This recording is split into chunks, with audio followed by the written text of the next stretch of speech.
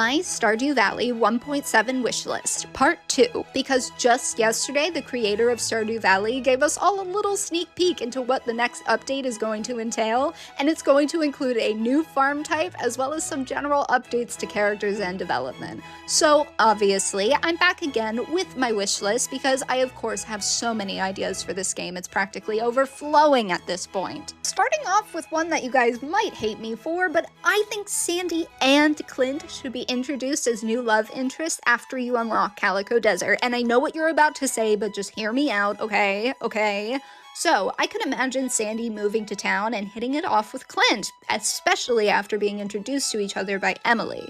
And they get paired together just like the rest of the singles, and you can take your pick. This would honestly give us a chance to get to know the real Sandy, especially considering her name isn't even Sandy, and also maybe even give Clint a redemption arc, because I feel like he needs one. I feel like he's painted as the villain, and honestly, he deserves a redemption arc. And up next is just some more general character lore, answering questions that us fans are just dying to know, like where in the hell are Emily and Haley's parents? And will they ever return from their endless vacation, or have they just completely abandoned their kids?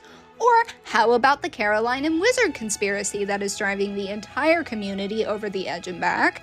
But the one that I truly want an answer to, though, is a series of images I found in the game files showing Linus in a business suit slowly transforming into the person he is today, and I want to know what the happened? I mean, businessman to digging through trash at night is quite the change up for someone. And since we're getting a new farm type, I figured I'd tell you guys one of my own ideas. One of them was a desert oasis farm, but I talked about that in my last video.